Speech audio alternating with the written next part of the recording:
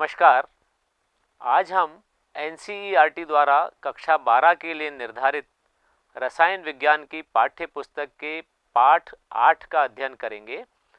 इस चैप्टर के प्रथम भाग में आवर्त सारणी के डी एवं एफ ब्लॉक के तत्वों के बारे में सामान्य जानकारी प्राप्त करने के बाद प्रथम डी श्रृंखला के तत्वों के इलेक्ट्रॉनिक विन्यास, भौतिक गुण, परमाणुवीय एवं आयनिक त्रिज्या तथा आयनन एंथैल्पी में परिवर्तन को समझेंगे।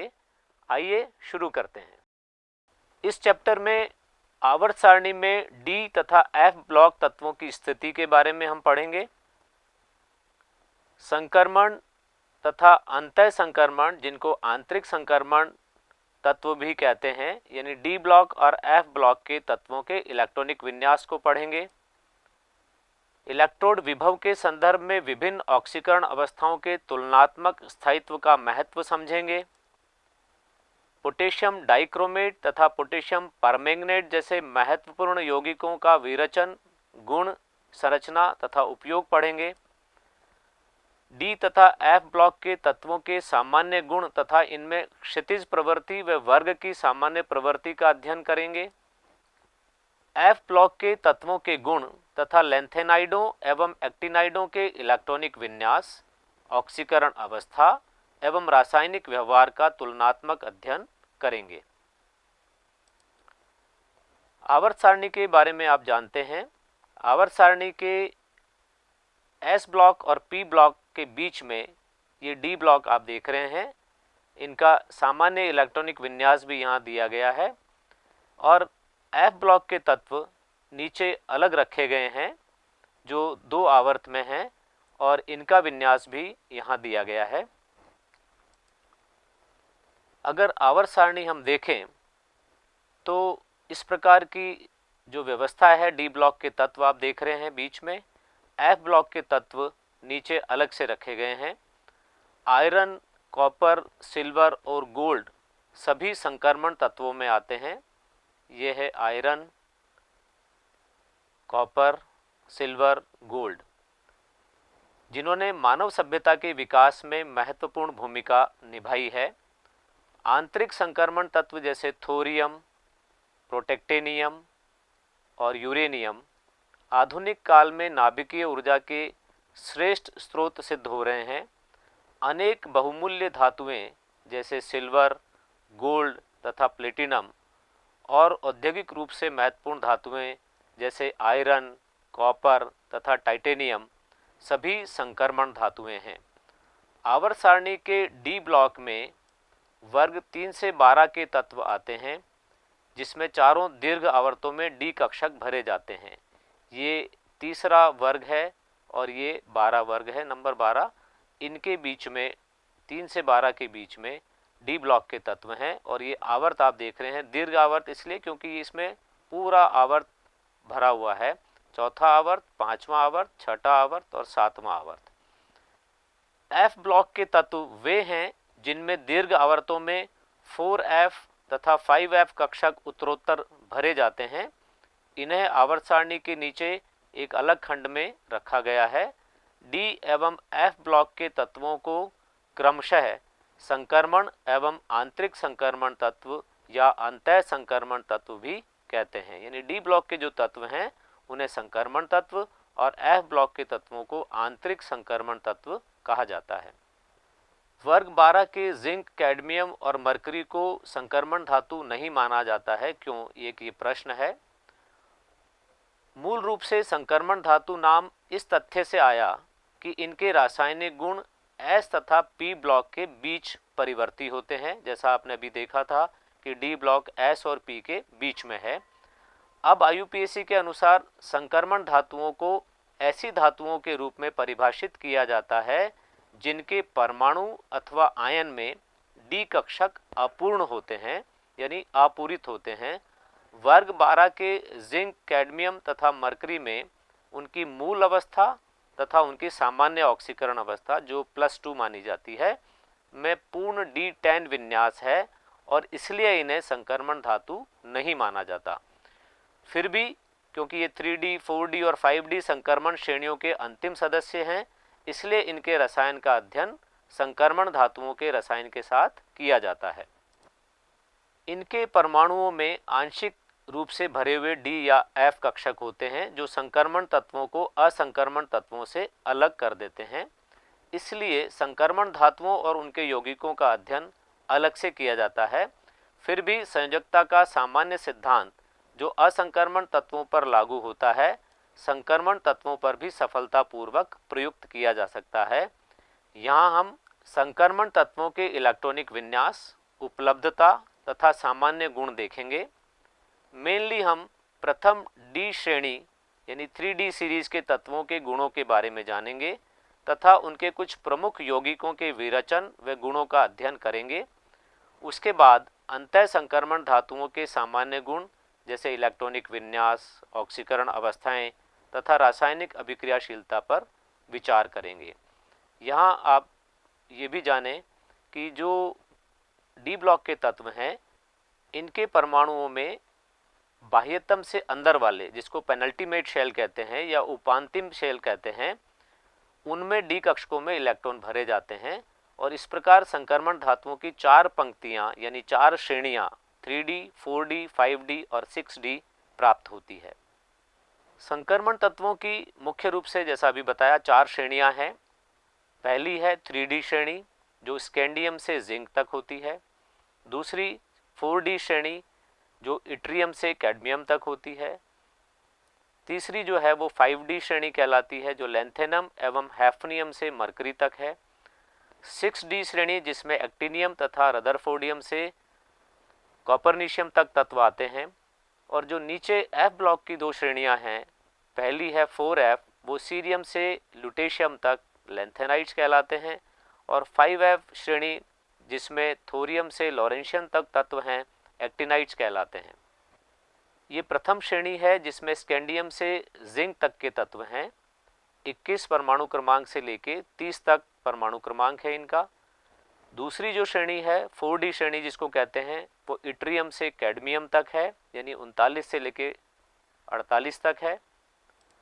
तीसरी श्रेणी जो है वो लैंथेनम से मरकरी तक है, लेकिन यहाँ बीच में लैंथेनाइट्स आ जाते हैं, इसलिए आप देख रहे हैं कि यहाँ परमाणु क्रमांक में अंतर आ रहा है। 57 के बाद 72 आ गया है, यहाँ पर लैंथेनाइट तत्व आ जाएंगे। और इसी प्रकार चौथी श्रेणी में यहाँ एक्टिनाइट्स आएंगे, एक्टिनियम के बाद में 89 के बाद में। और लास्ट में कॉपरनीशियम है 112 जिसका परमाणु क्रमांक है। अब हम इलेक्ट्रॉनिक विन्यास की बात करते हैं। प्रथम श्रेणी के तत्वों का इलेक्ट्रॉनिक विन्यास N-1D 1 to 10 NS1 to 2 ये इनका सामान्य इलेक्ट्रॉनिक विन्यास है। और इन कक्षकों की ऊर्जा में बहुत कम अंतर होने के कारण यानी N-1D और NS कक्षकों की ऊर्जा में बहुत कम अंतर होता है। इस कारण इस सामान्य नियम के बहुत सारे अपवाद भी हैं। सामान्य नियम क्या है कि इनमें इलेक्ट्रॉन इसी क्रम में भरा जाना चाहिए, लेकिन उसके अपवाद भी यहाँ देखने को मिलते हैं और उसका कारण है अर्धपूरित और पूर्ण पूरित कक्षकों का अपेक्षाकृत अधिक स्थायित्व का होना। जैसे यहाँ पर आप देखें कि स्कैंडियम से शुरू करें, अगर इसका परमाणु क्रमांक 21 है तो इसमें 3D1 4s2, फिर टाइटेनियम में 3D2 4s2 है, वेनेडियम में 3D3 4s2 है। अब क्रोमियम में आप यहाँ देख रहे हैं क्रोमियम का विन्यास 3D4 4s2 होना चाहिए, लेकिन क्योंकि 3D और 4s की ऊर्जा में कम अंतर होता है इसलिए एक इलेक्ट्रॉन 4s से 3D में चला जाता है, तो इसका विन्यास 3D5 4s1 हो जाता है। अब मैंगनीज की बात करें तो इसमें 3D5 4s2 विन्यास है। आयरन में 3D6 4s2 है। कोबाल्ट में 3D7 4s2 है। निकेल में 3D8 4s2 है। अब कॉपर में ध्यान दीजिएगा 3D9 4s2 होना चाहिए जैसा इधर दिख रहा है आपको, लेकिन वो विन्यास क्या होता है 3D10 4s1 होता है। और जिंक में 3D10 4s2 विन्यास है। तो यहाँ पर 3D और 4s की ऊर्जाओं में कम अंतर के कारण स्थायित्व वाला विन्यास प्राप्त कर लेते हैं। अब स्थायित्व वाला विन्यास कौन सा है 3D5 जो क्रोमियम में है और 3D10 जो कॉपर में है, ये विन्यास प्राप्त कर लेते हैं। तो ये दोनों आप ध्यान रखिएगा कि क्रोमियम और कॉपर इसके अपवाद हैं, सामान्य नियम के अपवाद हैं। अभी हमने जाना कि संक्रमण तत्व एवं अंतः संक्रमण तत्व क्या होते हैं, इनकी आवर्त सारणी में स्थिति एवं प्रथम डी श्रेणी या 3D श्रेणी के इलेक्ट्रॉनिक विन्यास को समझा। इनमें अपूरित डी कक्षक होने के कारण इनमें कई गुण देखे जाते हैं। आइए अब इनके बारे में जानें। आंशिक रूप से भरे डी कक्षकों के कारण ये तत्व कुछ अभिलाक्षणिक गुण दर्शाते हैं, जैसे अनेक ऑक्सीकरण अवस्थाएं, रंगीन आयनों का बनना तथा अनेक प्रकार के लिगेंडों के साथ संकुल निर्माण आदि। संक्रमण धातुएं तथा इनके यौगिक उत्प्रेरकीय गुण व अनुचुंबकीय व्यवहार भी दर्शाते हैं। असंक्रमण तत्वों यानी नॉन ट्रांजिशन एलिमेंट्स के विपरीत संक्रमण तत्वों के गुणों में क्षितिज समानताएं अधिक पाई जाती हैं, तथापि कुछ वर्ग समानताएं भी पाई जाती है। सबसे पहले हम इनके सामान्य गुणों तथा उनका 3D श्रृंखला में परिवर्तन देखेंगे। लगभग सभी संक्रमण तत्व अभिधात्विक गुण जैसे उच्च तनन सामर्थ्य यानी टेंसाइल स्ट्रेंथ, तन्यता डक्टिलिटी, वर्धनीयता मेलेबिलिटी, उच्च तापीय तथा विद्युत चालकता थर्मल एंड इलेक्ट्रिकल कंडक्टिविटी एवं धात्विक चमक मेटेलिक लस्चर दर्शाते हैं। जिंक, कैडमियम, मरकरी तथा मैंगनीज जैसे अपवादों को छोड़कर सामान्य ताप पर इनकी एक या अधिक प्रारूपिक धात्विक संरचनाएं होती है। संक्रमण धातुओं की विभिन्न जालक संरचनाओं को आइए आगे वाली स्लाइड में हम देखते हैं। संक्रमण धातुएं अति कठोर तथा अल्प वाष्पशील होती हैं। जिंक, कैडमियम और मरकरी अपवाद हैं और इनके गलनांक और क्वथनांक उच्च होते हैं। यहाँ पर जो संरचनाएं लिखी हुई हैं, काय केंद्रित घनीय BCC, षटकोणीय निबिड़तम संकुलन HCP, घनीय निबिड़ संकुलन CCP और विशेष धात्विक संरचना को क्रॉस से दर्शाया गया है, जो जिंक, कैडमियम, मरकरी में आप देख रहे हैं और मैंगनीज में आप देख रहे हैं। इस चित्र में आप तीनों डी श्रृंखलाओं में गलनांक परिवर्तन को देख रहे हैं। उच्च गलनांक का कारण अंतरा परमाणविक धात्विक बंधन में NS इलेक्ट्रॉन के अतिरिक्त N-1 डी कक्षकों के अधिक इलेक्ट्रॉनों की भागीदारी है। अभी आपने देखा था कि NS इलेक्ट्रॉन के अलावा जो बाह्यतम से अंदर वाला कोश होता है, जिसको N-1 डी कक्षक कहते हैं, उनकी भी भागीदारी होती है इसमें। मैंगनीज तथा टेक्नीशियम के अपवादों को छोड़कर, ये मैंगनीज और ये टेक्नीशियम, इनको छोड़कर किसी भी श्रेणी में धातुओं के गलनांक D5 विन्यास पर अधिकतम होते हैं, यानी अधिकतम इसमें अयुग्मित इलेक्ट्रॉन्स होते हैं। D5 विन्यास का मतलब उसमें 5 अयुग्मित इलेक्ट्रॉन हैं जो अधिकतम होते हैं, तथा बढ़ते हुए परमाणु क्रमांकों के साथ गलनांकों में नियमित रूप से कमी आती है, या आप नियमित रूप से कमी भी देख रहे हैं। प्रत्येक श्रेणी के लगभग मध्य में उच्चतम मान, किसका उच्चतम मान? कणन एंथैल्पी का, जिसको एंथैल्पी ऑफ एटोमाइजेशन कहते हैं। इस तथ्य को दर्शाता है कि प्रबल अंतरा परमाणविक अन्योन्य क्रिया यानी स्ट्रॉन्ग इंटर एटॉमिक इंटरेक्शन के लिए प्रति डी कक्षक एक अयुग्मित इलेक्ट्रॉन का होना विशेष रूप से अनुकूल है। सामान्यतः संयोजकता इलेक्ट्रॉनों की संख्या जितनी अधिक होगी उतना ही प्रबल बंधन यानी बॉन्डिंग होगी।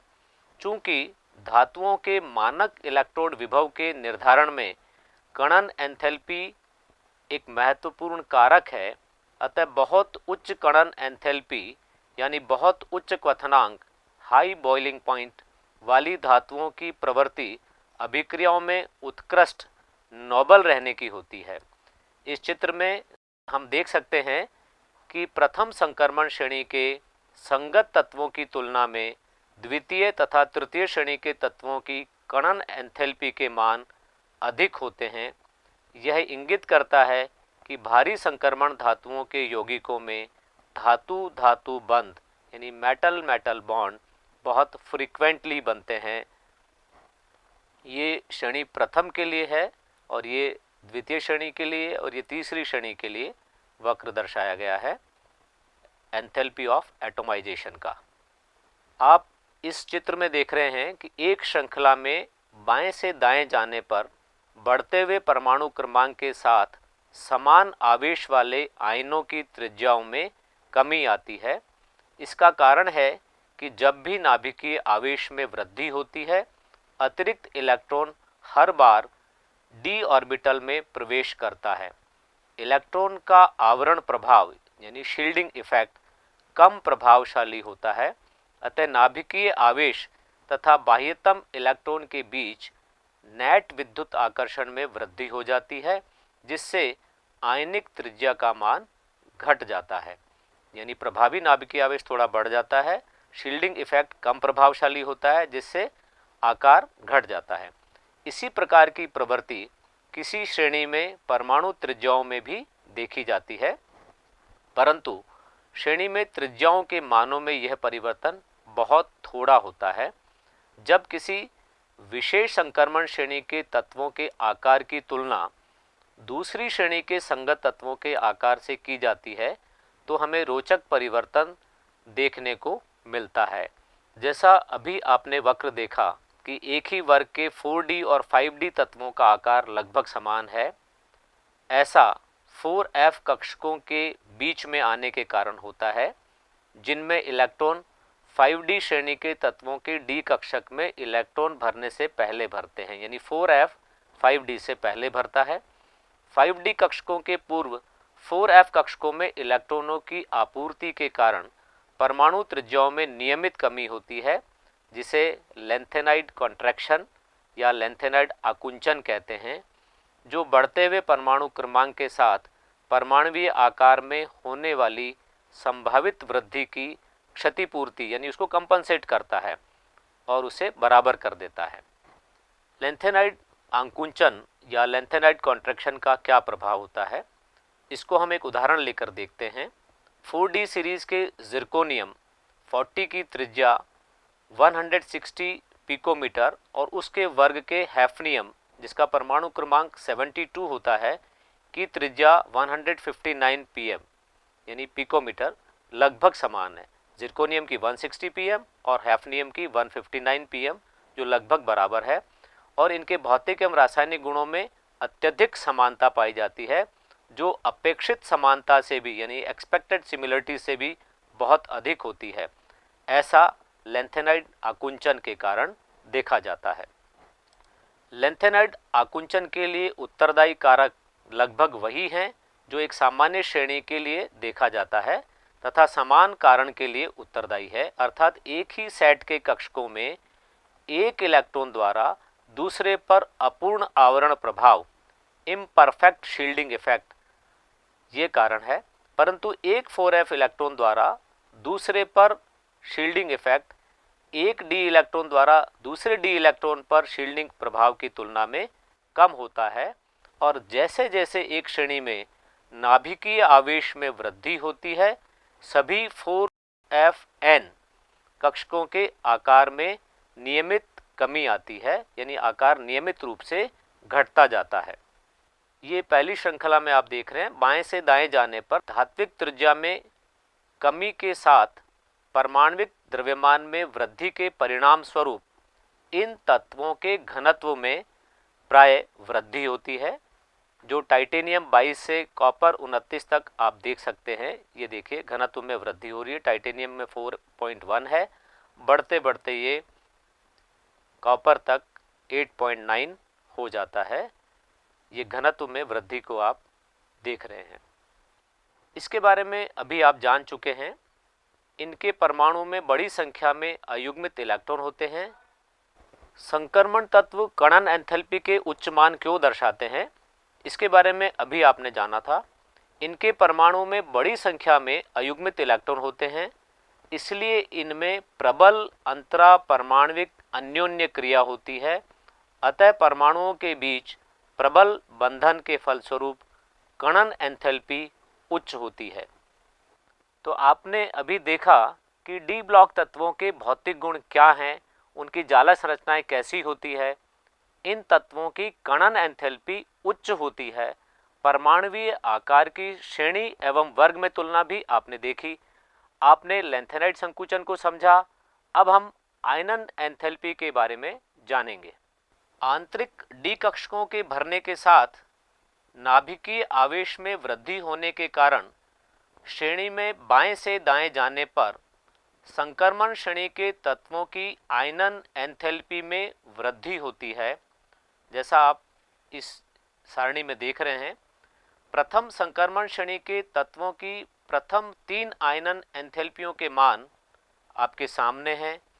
इन मानों से स्पष्ट है कि इन तत्वों की क्रमिक एंथैल्पी में वैसी तीव्र वृद्धि नहीं होती जैसी कि असंक्रमण तत्वों में, यानी नॉन ट्रांजिशन एलिमेंट्स में।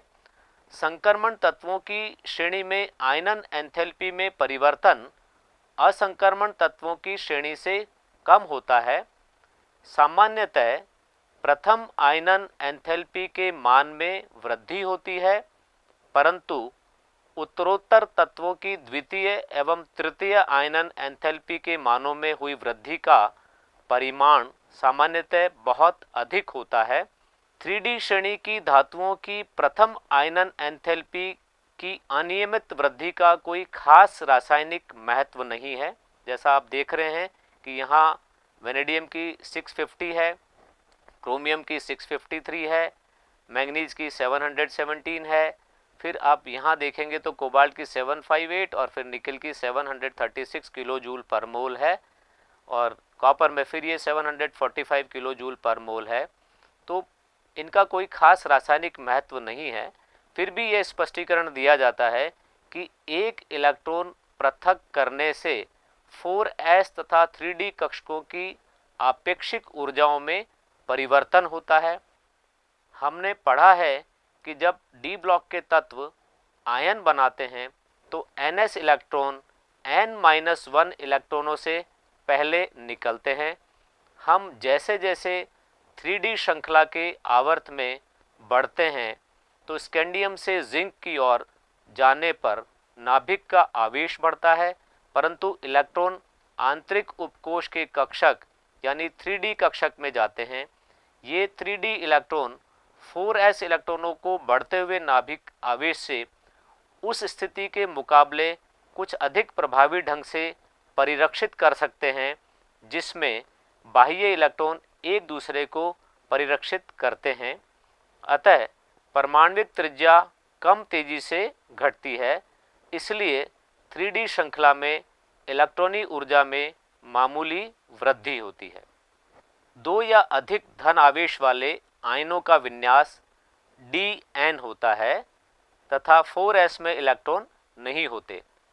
सामान्यतः ऐसी अपेक्षा की जाती है कि प्रभावी नाभिकीय आवेश में वृद्धि के साथ द्वितीय आयनन एंथैल्पी के मान में वृद्धि होती है, क्योंकि एक D इलेक्ट्रॉन दूसरे D इलेक्ट्रॉन को नाभिक के आवेश के प्रभाव से परिरक्षित यानी शील्डिंग नहीं करता, और इसका कारण D कक्षकों की दिशा का भिन्न होना है। यद्यपि द्वितीय एवं तृतीय आयनन एंथैल्पी में निरंतर वृद्धि का क्रम मैंगनीज 2+ और Fe3+ आयन बनने में टूट जाता है। दोनों में ही आयनों का विन्यास आप जानते हैं D5 है। इसी प्रकार का क्रम बाद की संक्रमण श्रृंखलाओं के संगत तत्वों में भी देखा जाता है। आयनन एंथैल्पी का मान प्रत्येक इलेक्ट्रॉन के नाभिक की ओर आकर्षण, 2 इलेक्ट्रॉनों के बीच प्रतिकर्षण और विनिमय ऊर्जा पर निर्भर करता है, यानी इन 3 कारकों पर निर्भर करता है। ऊर्जा स्तर के स्थायित्व के लिए विनिमय ऊर्जा यानी एक्सचेंज एनर्जी उत्तरदायी होती है। विनिमय ऊर्जा डीजनरेट यानी समान ऊर्जा के कक्षकों में पैरेलल स्पिन के कुल संभव पेयर्स के लगभग समानुपाती होती है। जब डीजनरेट यानी समान ऊर्जा के कक्षकों में अनेक इलेक्ट्रॉन होते हैं तो निम्नतम ऊर्जा वाला स्तर वह होता है जिसमें अधिकतम कक्षकों में समानांतर चक्रण यानी पैरेलल स्पिन वाले एक एक इलेक्ट्रॉन होते हैं। हुंड का नियम आप जानते ही हैं। विनिमय ऊर्जा की कमी होने से स्थायित्व बढ़ता है और स्थायित्व बढ़ने से आयनन कठिन हो जाता है। D6 विन्यास में विनिमय ऊर्जा का ह्रास नहीं होता। Mn प्लस आयन का विन्यास 3d5 4s1 और Cr प्लस आयन का विन्यास 3d5 है। अतः Mn की एंथैल्पी क्रोमियम से यानी मैग्नीज की एंथैल्पी क्रोमियम से कम होती है। इसी प्रकार से Fe2 प्लस का विन्यास 3d6 है और Mn2 प्लस का विन्यास 3d5 है। अतः Fe2 प्लस की एंथैल्पी Mn2 प्लस से कम है। दूसरे शब्दों में हम कह सकते हैं कि आयरन की तृतीय आयनन एंथैल्पी यानी Fe की तृतीय आयनन एंथैल्पी मैंगनीज से कम है। इन धातुओं की निम्नतम ऑक्सीकरण अवस्था +2 है। गैसीय अणुओं से M2 प्लस आयन बनाने हेतु कणन एंथैल्पी के साथ साथ प्रथम एवं द्वितीय आयनन ऊर्जाओं की भी आवश्यकता होती है। प्रमुख पद द्वितीय आयनन एंथैल्पी है, जिसका मान क्रोमियम और कॉपर के लिए अप्रत्याशित रूप से ज़्यादा होता है, जिनमें M प्लस आयनों का क्रमशः D5 तथा D10 विन्यास होता है, जो स्थायी विन्यास होता है। जिंक के लिए संगत मान कम होता है, क्योंकि आयनन हेतु एक 1s इलेक्ट्रॉन निकलता है, जिससे स्थायी D10 विन्यास प्राप्त होता है। तृतीय आयनन एंथैल्पी में प्रवृत्ति 4s कक्षक के कारक द्वारा जटिल नहीं बनती और D5 Mn2 प्लस तथा D10 जिंक 2 प्लस से एक इलेक्ट्रॉन हटाने में अधिक कठिनाई प्रदर्शित होती है। सामान्यतः तृतीय आयनन एंथैल्पी पर्याप्त उच्च है। कॉपर, जिंक और निकिल की तृतीय आयनन एंथैल्पी के उच्च मान जो आप देख रहे हैं, ये इंगित करते हैं कि क्यों इन तत्वों की +2 से उच्च ऑक्सीकरण अवस्था प्राप्त करना कठिन है। यद्यपि आयनन एंथैल्पियाँ ऑक्सीकरण अवस्थाओं के तुलनात्मक स्थायित्व से संबंधित कुछ मार्गदर्शन देती हैं, फिर भी ये समस्या बहुत जटिल है। आज हमने प्रथम D श्रेणी के तत्वों के सामान्य गुण, उनके परमाणुीय आकार एवं आयनन एंथैल्पी और उनका आवर्त में क्रमिक परिवर्तन समझा। अगले भाग में अन्य गुणों के बारे में अध्ययन करेंगे। मिलेंगे अगले भाग में। नमस्कार।